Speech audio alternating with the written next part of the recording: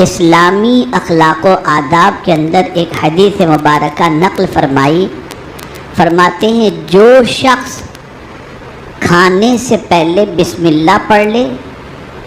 اور دسترخوان پر سے کھانے کے اٹھنے سے پہلے الحمدللہ پڑھ لے، اللہ اس کی مغفرت فرما دیتا ہے۔ میں بہت ایزی عمل آج آپ کو بتاؤں گا۔ میں چاہوں گا کہ آج کچھ لے کر کے آپ اس طرح سے اٹھیں کہ آپ میں سے بہت سارے ایسے ہوں گے جن کو قرآن پڑھنا نہیں آتا، ان کو قرآن سیکھنا چاہیے، لیکن بسم اللہ الرحمن الرحیم ہر کوئی بندہ پڑھ سکتا ہے، تو کیا اس کے فائدے ہیں میں آپ کے سامنے عرض کرتا ہوں۔ میرے پیارے آقا صلی اللہ تعالی علیہ وسلم کے پیارے دیوانوں، قرآن مقدس کی جب تلاوت کی جائے تو تلاوت سے پہلے تعوذ اور اس کے بعد تسمیہ، یعنی اعوذ باللہ من الشیطان الرجیم، بسم اللہ الرحمن الرحیم فرمایا گیا۔ بسم اللہ الرحمن الرحیم یہ قرآن کی کنجی ہے۔ اب میں آپ سے پوچھنا چاہتا ہوں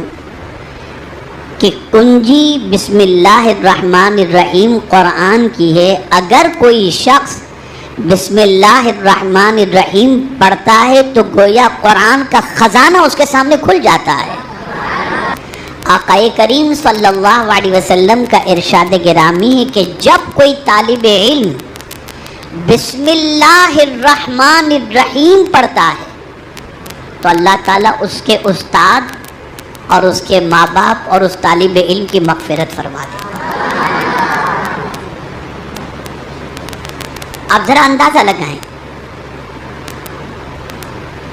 میرے پیارے آقا صلی اللہ تعالی علیہ وسلم کے پیارے دیوانوں، قیصر شاہ روم، اس کے سر میں شدید درد تھا اور سر کا درد اس کو جاتا ہی نہیں تھا۔ اس نے سیدنا فاروق اعظم رضی اللہ المولا تبارک و تعالی عنہ کو خط لکھا اور اپنے درد سر کی شکایت کی کہ میرے سر کا درد جاتا ہی نہیں ہے۔ تو سیدنا فاروق اعظم رضی اللہ تعالیٰ عنہ نے ایک ٹوپی اس کے لیے بھیجی اور کہا یہ ٹوپی تم پہن لو، تمہارے سر کا درد چلا جائے گا۔ ٹوپی اس تک پہنچی، جب وہ سر پر ٹوپی رکھتا تھا اس کے سر کا درد چلا جاتا تھا، جب ٹوپی اتار دیتا تھا سر میں درد پھر شروع ہو جاتا تھا۔ اس نے سوچا کہ اس ٹوپی میں ہے کیا کہ پہنتا ہوں تو درد چلا جاتا ہے، اتارتا ہوں تو درد لوٹ آتا ہے۔ تو اس نے سوچا ذرا اس ٹوپی کو میں چیک کروں کہ اس کے اندر کوئی ایسی چیز ہے کیا چیز ہے جس کی وجہ سے یہ تکلیف میری دور ہو جاتی ہے۔ جب اس نے اس ٹوپی کو کھولا تو اس کے اندر ایک پرچہ تھا جس پر بسم اللہ الرحمن الرحیم لکھا ہوا تھا۔ میرے پیارے آقا صلی اللہ تعالی علیہ وسلم کے پیارے دیوانوں،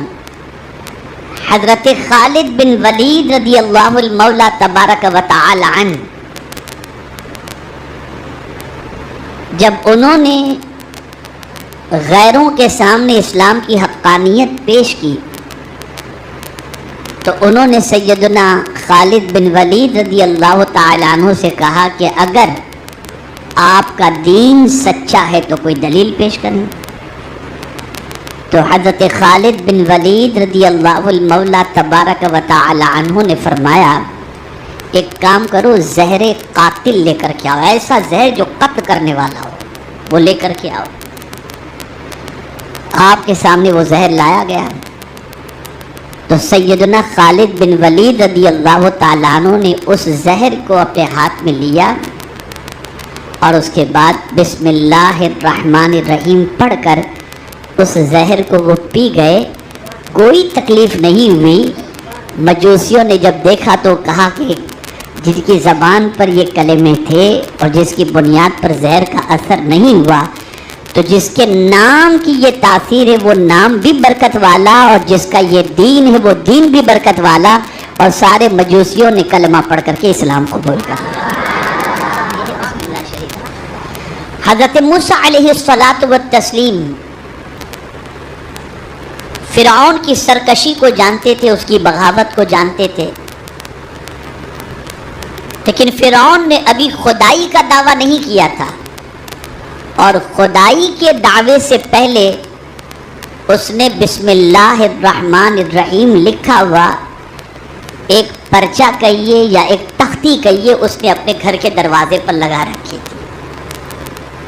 اب حضرت موسیٰ علیہ الصلاۃ والتسلیم جاتے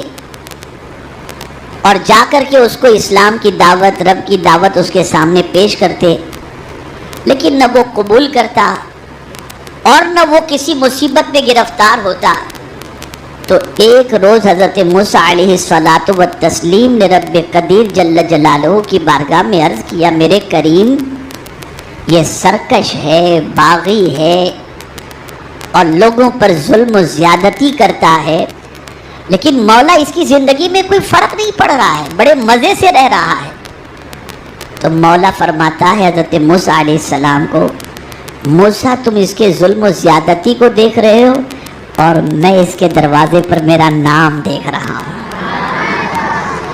فرمایا گیا کہ جو شخص اپنے گھر کے دروازے پر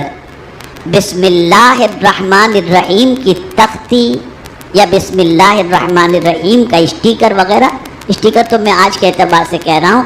دروازے پر لگا دے، اللہ اس کے گھر کو بھی محفوظ رکھتا ہے اور اس گھر والوں کو بھی محفوظ رکھتا ہے۔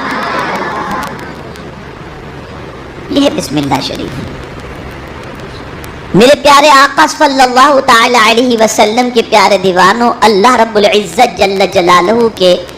3000 نام ہیں، اور اگر کوئی شخص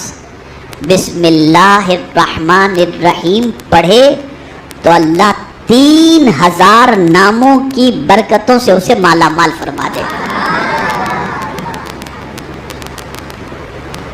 میرے پیارے آقا صلی اللہ تعالی علیہ وسلم کے پیارے دیوانوں، حضرت موسیٰ کلیم اللہ علیہ الصلاۃ والتسلیم کے پیٹ میں شدید درد ہوا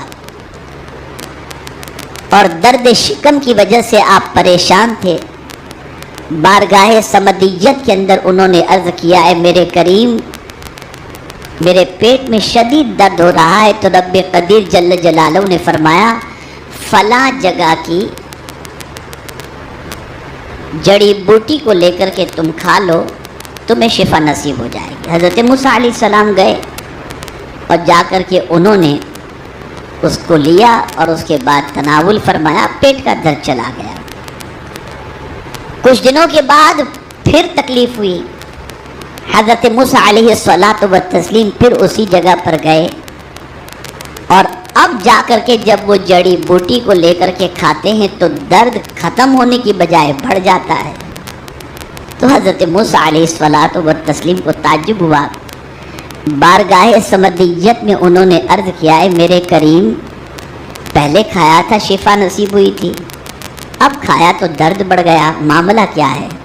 تو رب قدیر جل جلالہ نے ارشاد فرمایا، موسیٰ پہلے گئے تھے میرے کہنے پر، اب گئے ہو اپنی مرضی سے، اور سن لو میرے نام کے اندر اللہ نے، میرے نام کے اندر میں نے بہت برکتیں رکھی ہیں، اگر کوئی شخص میرے نام سے کوئی چیز کھا لے تو اللہ اس کی تکلیفوں کو، میں اس کی تکلیفوں کو دور کر دیا کرتا ہوں۔ کہنے کا مقصد یہ ہے کہ میرے پیارے آقا صلی اللہ تعالی علیہ وسلم کے پیارے دیوانوں، بسم اللہ الرحمن الرحیم کی عادت ڈالو۔ رات کو جب اپنے گھر کے دروازے کی کنڈی لگاؤ تو بسم اللہ الرحمن الرحیم پڑھ کر لگاؤ۔ جب لباس زیب تن کرو بسم اللہ الرحمن الرحیم پڑھ لیا کرو۔ جب پانی پیو اس سے پہلے بسم اللہ الرحمن الرحیم پڑھ لیا کرو۔ جب کھانا کھاؤ تو اس سے پہلے بسم اللہ الرحمن الرحیم پڑھ لیا کرو۔ یہاں تک فرمایا گیا، جو شخص سر میں تیل ڈالتا ہے اور تیل لگانے سے پہلے بسم اللہ شریف نہیں پڑھتا، 100 شیطان تیل لگانے کے اندر اس کے ساتھ شامل ہو جایا کرتے ہیں۔ میرے پیارے آقا صلی اللہ تعالی علیہ وسلم کے پیارے دیوانوں، اسی طریقے سے آقا کریم رؤوف الرحیم علیہ التحیۃ والتسلیم ارشاد فرماتے ہیں جب گھر سے باہر نکلو، جب گھر سے باہر نکلو تو بسم اللہ توکلت علی اللہ لا حول ولا قوت الا باللہ، یہ پڑھ لیا کرو۔ اگر کوئی شخص گھر سے نکلتے وقت ان کلمات کو پڑھ لیتا ہے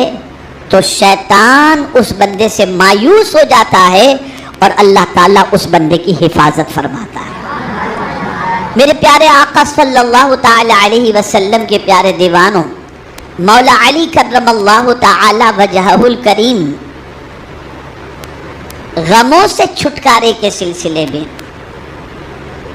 آج تو سب سے بڑا معاملہ غموں کا ہی ہے۔ جس کسی کو دیکھو غمگین بیٹھا ہوا ہے، منہ لٹکائے بیٹھا ہوا ہے، ٹینشن میں بیٹھا ہوا ہے،